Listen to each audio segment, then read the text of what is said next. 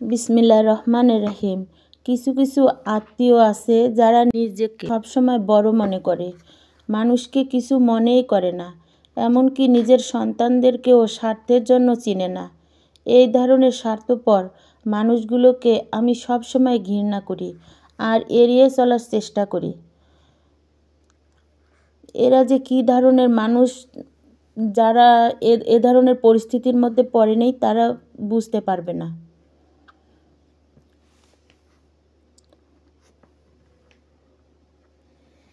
যাক, আমার ছেলেমেয়েরা খাওয়ার ব্যাপারে একটু অন্যরকম।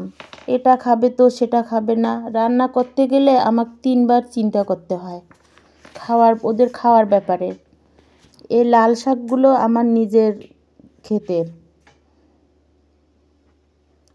লাল শাক অবশ্য বেশি বড় করে খেলে ভালো লাগে না, এই 6 আঙ্গুল বা 8 আঙ্গুল এরকম যখন হাইট হয় তখনই খেতে হয়। এই মাংসটা হচ্ছে টার্কি মুরগির মাংস। মুরগিটা অনেক বড় ছিল অবশ্য,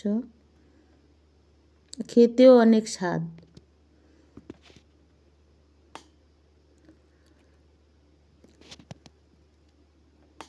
আমার ভিডিওটা যদি আপনাদের ভালো লাগে তাহলে একটা লাইক, কমেন্ট, শেয়ার করবেন আর সাবস্ক্রাইব করে আমার পাশে থাকবেন। প্লিজ আমার ভিডিওটাতে একটা লাইক দিবেন। আপনারা ভালো থাকবেন, আমার জন্য দোয়া করবেন। আল্লাহ হাফেজ।